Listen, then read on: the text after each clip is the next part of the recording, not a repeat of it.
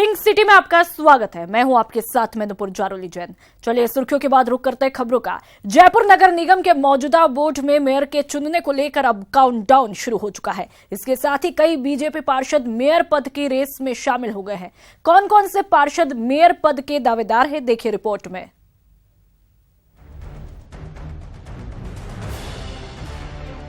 जयपुर शहर की सरकार यानी नगर निगम के मौजूदा बोर्ड के मेयर को चुनने को लेकर तैयारियां तेज हो गई हैं। इसके साथ ही मेयर पद की रेस में बीजेपी के कई पार्षद शामिल हो गए हैं। एक से अधिक दावेदार होने की वजह से 22 जनवरी को मतदान होगा, जिसमें पार्षद वोट डालेंगे। नगर निगम के 90 पार्षद में से 63 पार्षद बीजेपी के हैं, लेकिन भीतरघात की आशंका को देखते हुए बीजेपी ने पार्षदों की एक निजी होटल में बाड़ेबंदी की है। आइए अब आपको बताते हैं कि मेयर पद की रेस में कौन कौन दावेदार हैं। मनोज भारद्वाज नगर निगम के डिप्टी मेयर हैं। अशोक लाहौटी के इस्तीफा देने के बाद डीएलबी ने प्रशासनिक और वित्तीय अधिकार डिप्टी मेयर को सौंपा है। बीजेपी में परिपाटी रही है। मेयर के विधायक बनने के बाद डिप्टी मेयर को ही मेयर का पद सौंपा जाता है। अशोक गर्ग बीजेपी पार्षद हैं, वैश्य समाज से हैं और पार्टी के पुराने कार्यकर्ता होने की वजह से दावेदारी में हैं। कालीचरण सराफ से मनमुटाव की वजह से दावेदारी कमजोर हो रही है। विष्णु लाटा बीजेपी पार्षद, ब्राह्मण समाज से होने की वजह से दावेदार हैं। अशोक लाहौटी के मेयर रहने के दौरान बगावत करने की वजह से दावेदारी कमजोर हो रही है। मान पंडित बीजेपी पार्षद हैं, दूसरी बार पार्षद चुने गए हैं। ब्राह्मण समाज से होने की वजह से दावेदार हैं। अशोक लाहौटी के विरोधी गुट के माने जाते हैं। निर्मल नाहटा बीजेपी पार्षद हैं, मौजूदा बोर्ड के पहले मेयर थे। 2 साल का कार्यकाल पूरा होते ही इस्तीफा दिया। गौशाला में सैकड़ों गायों की मौत की वजह से इस्तीफा देना पड़ा था। इस तरह जयपुर नगर निगम में मेयर पद की रेस में कई और दावेदार सामने आ गए हैं, जिससे एक अनार 100 बीमार वाली हालत हो गई है। लिहाजा 90 पार्षद में से 63 पार्षद बीजेपी के होने के बाद भी पार्टी की टेंशन बढ़ी हुई है। न्यूज़ 18 राजस्थान के लिए जयपुर से दीपक व्यास की रिपोर्ट। जयपुर में मेयर पद के लिए कल उपचुनाव होंगे। चुनाव को लेकर बीजेपी किसी भी तरह से रिस्क नहीं लेना चाहती है और इसी को लेकर अजमेर रोड स्थित पिंक पर्ल रिजॉर्ट में पार्षदों की बाड़ेबंदी भी शुरू हो गई है। पार्षदों से बात की हमारे संवाददाता सतवीर सिंह राठौड़ ने। की सरकार कल चुनी जाएगी और मेयर पद को लेकर जो चुनाव है वो कल होगा, लेकिन इससे पहले ही बीजेपी पार्षदों की जो बाड़ाबंदी है वो शुरू हो चुकी है। अजमेर रोड स्थित पिंक पर्ल पर ये जो बाड़ाबंदी है वो की गई है। सभी जो बीजेपी के जो पार्षद हैं वो इस रिसोर्ट के अंदर पहुंच रहे हैं और अधिकांश जो पार्षद हैं वो यहाँ पर पहुंच चुके हैं और पहुंचने का सिलसिला कल से ही शुरू हो चुका था। 30 से ज़्यादा जो पार्षद हैं वो कल यहाँ पर आ गए थे और उसके बाद में अभी तक जहाँ सूचना मिली है तो 50 से ज़्यादा जो पार्षद हैं वो यहाँ पर पहुँच चुके हैं। सुबह का जो उन्होंने नाश्ता है वो यहाँ पर किया है और उसके बाद में अब कुछ ही देर बाद में जो मीटिंग यहाँ पर की जाएगी और मीटिंग में जो निर्णय है वो लिया जाएगा कि किस तरीके से उन्हें जो कल जो चुनाव होने वाला है उसको लेकर जो तैयारी है वो करनी है। कुछ जो पार्षद हैं उनमें यहाँ पर जो बात सामने आ रही थी कि 16 पार्षद हैं जो मेयर पद के लिए यहाँ पर दावेदारी यहाँ पर कर रहे हैं और उसको लेकर ही जो असमंजस की स्थिति थी उसके बाद में जो पार्षदों की जो बाड़ेबंदी है वो यहाँ पर की गई है। पार्षद दिनेश अमन जी हमारे साथ में वो भी यहाँ पर पहुंचे हैं, अभी अंदर ही थे और अभी कुछ देर बाद में बाहर निकले हैं। हम उनसे बात कर लेते हैं। भाई साहब, ये जो बाड़ेबंदी की गई है और किस तरीके से देखते हैं, क्योंकि मेयर का चुनाव कल है, क्या किस रूप से देखते हैं इसको? पहली चीज़ तो ये बाड़ाबंदी नहीं है, ये केवल एक मीडिया की देन है बाड़ाबंदी। अगर होटलों में ही बाड़ाबंदी होने लग जाए तो मैं समझ में नहीं आता कि सभी बाड़े में रहेंगे। जहाँ तक हमारी पार्टी का सवाल है, हमारी पार्टी हर 2 महीने में 3 महीने में संगठन और पार्षदों के बीच में आपस में बैठते रहते हैं और इस प्रकार के कार्यक्रम होते रहते हैं। चूँकि अभी मेयर का चुनाव कल है इसलिए आप लोग इसमें थोड़े से ज़्यादा उत्साहित हैं। ऐसा कुछ नहीं है। संगठन हमें जो भी हमें आदेश देता है हम संगठन के बल पे चलते हैं और संगठन के बल पे ही जीत के आए। इसलिए संगठन अभी तय कर देगा, जिसका भी नाम तय होगा वो मेयर बनेगा। कुछ असहमत हैं, कुछ सहमत हैं, ये बात अभी तर्क चल रहा है कि कुछ पार्षद जो नाराज हैं और कुछ करीबन 16 एक पार्षदों की बात सामने आ रही है कि वो दावेदारी यहाँ पर कर रहे हैं मेयर पद को लेकर। कोई भी असहमत नहीं है, ना ही कोई 16 पार्षदों ने आकर किसी को दिया है कि हम मेयर की दावेदारी कर रहे हैं। मेयर की दावेदारी के रूप में संगठन देख रहा है और संगठन जिसको भी सर्वोच्च मानेगा उसको वो। आप बोल रहे हैं कि ये मीडिया की देन है बाड़ाबंदी, लेकिन अगर ये जो बैठक है अगर सर्वसम्मति होती और सहमति होती तो कहीं ना कहीं आराम से निगम कार्यालय में भी हो सकती थी और कहीं पे भी हो सकती थी। नहीं, आउट गोइंग में कई बार हम रखते हैं, साल में कम से कम मेरे हिसाब से 8वीं या 9वीं होगी, इस प्रकार के रखते रहते हैं जिससे पार्षदों और संगठन के बीच में अच्छी तरह से तालमेल हो सके। फिलहाल जो अजमेर रोड पर पिंक पल रिसोर्ट है वहां पर पार्षदों की जो बाड़ाबंदी है वो लगातार जारी है। कैमरामैन अविनाश के साथ सतवीर सिंह राठौड़, न्यूज़ 18 जयपुर। जयपुर में मेयर चुनाव के लिए बीजेपी के प्रभारी और पूर्व मंत्री राजेंद्र गहलोत ने भीतर घात के किसी भी खतरे से इंकार किया है। पार्टी कार्यालय में वरिष्ठ नेताओं से मुलाकात के बाद राजेंद्र गहलोत ने कहा कि खलबली कांग्रेस में है, बीजेपी के सभी पार्षद एकजुट है और हर हाल में मेयर बीजेपी का ही बनेगा। बैठक करने के लिए तो बुलाना ही पड़ेगा ना। कल बैठक की, आज और बैठक कर रहे हैं अभी, और बैठक के बाद हम तय कर लेंगे। हमारा जनप्रतिनिधि, हमारा पार्षद पार्टी के लिए समर्पित है, विचार के आधार पर राजनीति को करता है, इसलिए सेवा के आधार पर करता है और भारतीय जनता पार्टी के लिए समर्पित है, इसलिए हमें कोई चिंता नहीं है। तो सुना आपने प्रदेश की सत्ता के बाद कांग्रेस की नजर अब लोकसभा की सभी 25 सीटों पर टिकी है, जिसके लिए कांग्रेस ने कमर भी कस ली है। तो चलिए दिखाते हैं कि पिछले कुछ दिन क्या कुछ हुआ कांग्रेस के खेमे में। मिशन 25 के लिए अब कांग्रेस तैयार है। आगामी लोकसभा में लीड के लिए कांग्रेस की फीडबैक बैठक खत्म हो गई। रविवार को 6 लोकसभा सीटों के फीडबैक के साथ इसके अंतिम रूप को अमली जामा पहनाया गया। कर्ज माफी, बेरोजगारी समेत कई मुद्दों को लेकर कार्यकर्ताओं ने आला कमान को फीडबैक दिया। सब लोगों ने ये कहा है कि कैसे पार्टी को मजबूत बनाया जाए, कैसे जनहित की योजनाएं बनाई जाए ताकि आगामी जो लोकसभा चुनाव है उसमें पार्टी को ज़्यादा से ज़्यादा फायदा मिले। इन बातों पर चर्चा हुई थी। कार्यकर्ताओं का महत्व बढ़ाने के लिए ब्लॉक पर, जिला कांग्रेस पर कार्यकर्ताओं के जो काम है वो मीटिंग करके प्रस्ताव पास करें, डेवलपमेंट के प्रस्ताव पास करें और जिससे कि लोगों को काम हो सकते हैं, कार्यकर्ता का काम से कार्यकर्ता का महत्व बढ़ सके। हम लोगों ने उनको सुझाव दिया कि हमारी जो करौली में पुरानी मांग है जो ट्रेन वाली, उसको पूरा किया जाए। वो तो लेकिन 6 महीने बाद में होगा। उसके अलावा आप लोगों ने जो हमें अभी घोषणा पत्र में, या जो हमारा कांग्रेस पार्टी का घोषणा पत्र है उसके अंदर आप लोगों ने एक तो युवाओं को 35 रुपये जो बेरोजगारी भत्ता देने की बात की, उसको तत्काल प्रभाव से लागू किया जाए। दूसरा, किसानों को दिन में बिजली दी जाए। फीड बैठकों के फीड से डिप्टी सीएम सचिन पायलट भी काफी खुश हैं। पायलट का कहना है कि इसका लाभ लोकसभा चुनाव में जरूर मिलेगा। बहुत सार्थक चर्चा हुई है, खुले वातावरण में सब लोगों ने अपनी बात को रखा है। सरकार के जो कदम अब तक उठे हैं लोगों ने अप्रिशिएट किया है, कुछ सुझाव भी आए हैं, लेकिन लोगों का धरातल पर रहने वाले आम नागरिक और कार्यकर्ताओं की भावना को समझकर उसके अनुरूप हम लोग काम कर रहे हैं। ये एक अच्छा, मुझे लगता है, शुरुआत की है पार्टी और सरकार ने।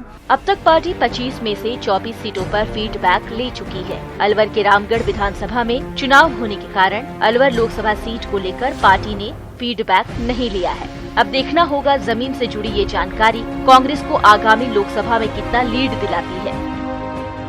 दीपक व्यास, न्यूज़ 18, राजस्थान, जयपुर। लोकसभा चुनाव की तैयारियों में जुटी बीजेपी कांग्रेस पर वादा खिलाफी के आरोप लगाते हुए अब सड़कों पर उतरेगी। लोकसभा चुनाव की संचालन समिति की बैठक में प्रदेश के चुनाव प्रभारी प्रकाश जावड़ेकर ने यह ऐलान किया। उन्होंने कहा कि कांग्रेस ने कर्ज माफी, बेरोजगारी भत्ते के नाम पर जनता से धोखा किया, इसलिए अब सड़क पर उतरकर उसे बेनकाब करने का वक्त आ गया है।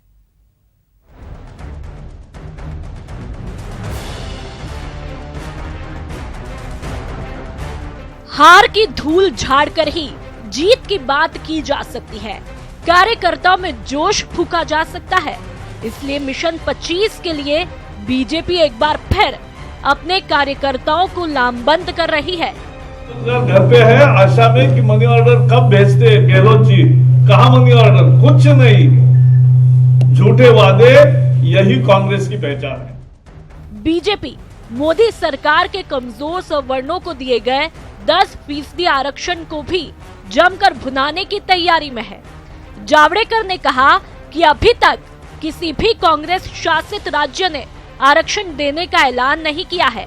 भारतीय जनता पार्टी के जो भी सरकार है उत्तर प्रदेश से लेकर, उन्होंने ऐलान कर दिया, गुजरात ने ऐलान कर दिया कि हम लागू इसी वर्ष से करेंगे, लेकिन कांग्रेस के एक भी राज्य ने उन्हें लागू करने का घोषणा नहीं की है।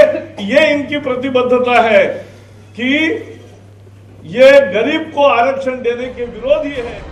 जावड़ेकर ने प्रदेश भर से आए बीजेपी नेताओं को कांग्रेस के खिलाफ आक्रामक तेवर अख्तियार करने की सलाह दी और कांग्रेस की नीतियों के खिलाफ सड़कों पर उतरने का फरमान सुनाया।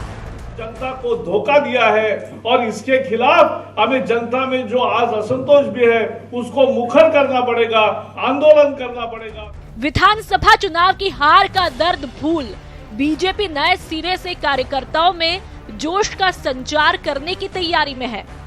पार्टी एक बार फिर मोदी लहर कायम करने की कोशिश कर लोकसभा चुनाव फतेह करने का सपना देख रही है, मगर हालात 2014 जैसे नहीं है। फिर भी पार्टी पीएम मोदी की स्वच्छ छवि, ईमानदार प्रशासन और केंद्र सरकार की उपलब्धियों को आधार बनाकर जनता का दिल जीतने मैदान में उतरेगी।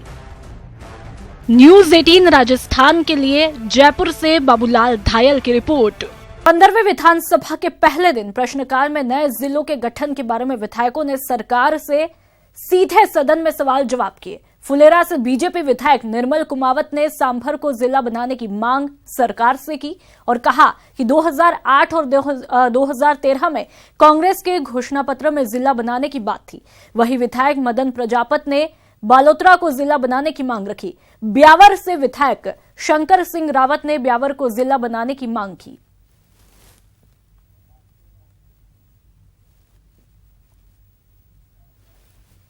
विधानसभा में प्रश्नकाल के दौरान बीजेपी विधायक किरण माहेश्वरी ने राजसमंद में छात्राओं को निशुल्क साइकिल वितरण नहीं होने का मामला उठाया। आपको बता दें कि राजसमंद के नाथद्वारा, भीम और कुंभलगढ़ 164 छात्राओं को निशुल्क साइकिल नहीं मिल पाई।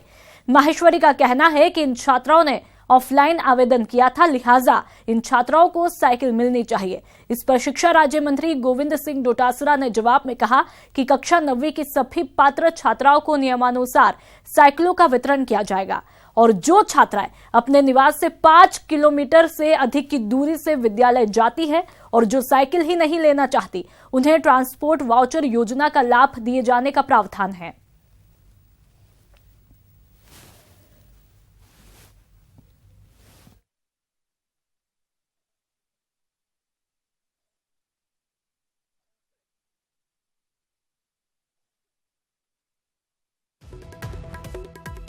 देखिए, जो मंत्री महोदय हैं शिक्षा विभाग के, वो पूरी तैयारी के साथ आए भी नहीं थे। उन्हें पता भी नहीं कि किस तरीके से जो प्रश्न लगाया था वो प्रश्न बहुत स्पेसिफिक प्रश्न था हमारा।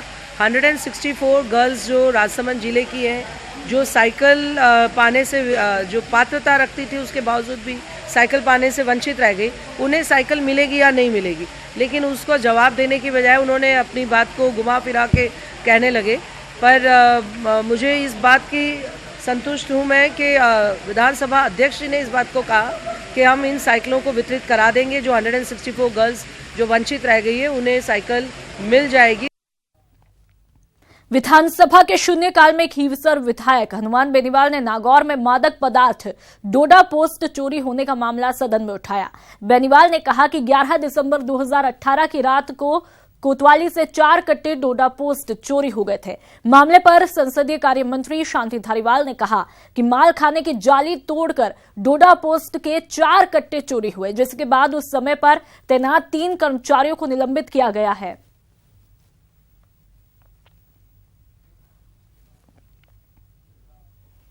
रुक करते हैं अगली खबर का। विधानसभा में बीजेपी की सरकार में राजीव गांधी सेवा केंद्रों का नाम अटल सेवा केंद्र करने के फैसले पर सवाल उठाए गए। निर्दलीय विधायक संयम लोढ़ा ने शून्यकाल के दौरान यह मामला उठाते हुए कहा कि बीजेपी सरकार ने राजीव गांधी सेवा केंद्रों का नाम अटल सेवा केंद्र किया, लेकिन केंद्र सरकार के रिकॉर्ड में नाम नहीं बदला गया। हाईकोर्ट ने इसका हवाला देते हुए इनका नाम राजीव गांधी सेवा केंद्र करने का आदेश दिया। इसके जवाब में सीएम अशोक गहलोत ने कहा कि बीजेपी ने 5 साल में नाम बदलने का ही काम किया है। हम नाम राजीव गांधी अटल सेवा केंद्र करना चाहते थे, लेकिन हाईकोर्ट ने नाम राजीव गांधी सेवा केंद्र रखने के आदेश दिए हैं।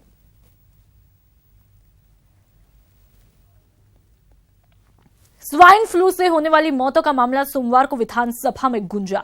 इस मुद्दे पर चिकित्सा मंत्री रघु शर्मा और पूर्व चिकित्सा मंत्री कालीचरण सराफ के बीच तीखी नोकझोंक भी हुई। शून्यकाल में स्थगन प्रस्ताव के जरिए बीजेपी विधायक कालीचरण सराफ ने स्वाइन फ्लू से हो रही मौतों का मामला उठाते हुए सरकार पर बद इंतजामी के आरोप लगाए।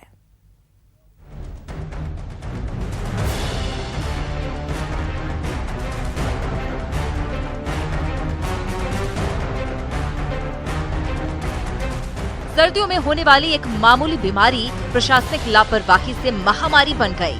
आम जनता में दहशत है, पर सियासत की फितरत देखिए कि इस बीमारी के बहाने सत्ता पक्ष और विपक्ष के लोग एक दूसरे पर आरोप लगाने में कोई कोर कसर नहीं छोड़ रहे। स्वाइन फ्लू से होने वाली मौतों का मामला सोमवार को विधानसभा में गूंजा।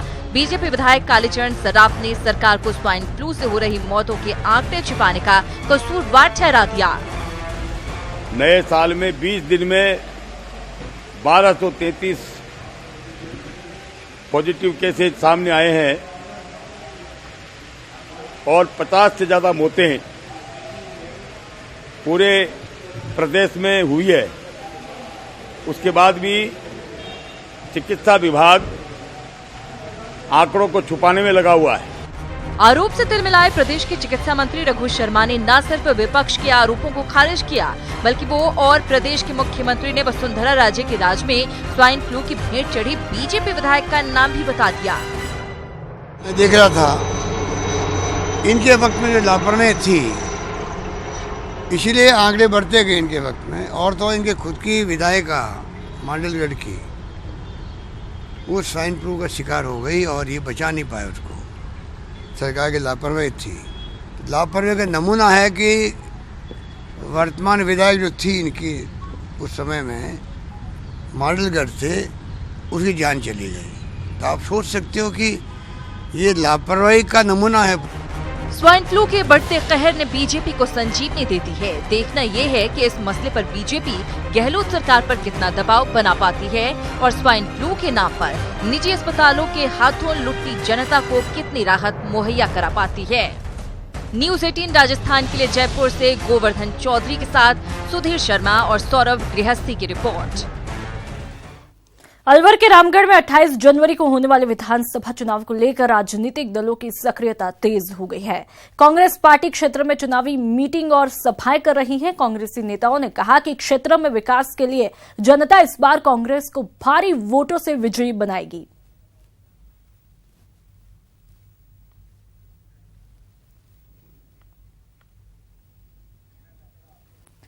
राजस्थानी मूल के स्विट्जरलैंड निवासी डॉक्टर राजेंद्र कुमार जोशी और उनकी पत्नी उर्सुला जोशी ने जयपुर में देश की पहली स्किल डेवलपमेंट यूनिवर्सिटी की स्थापना की और अब अजमेर रोड पर मल्टीपल हॉस्पिटल खोलने जा रहे हैं, जिसके लिए आधारशिला भी रखी गई।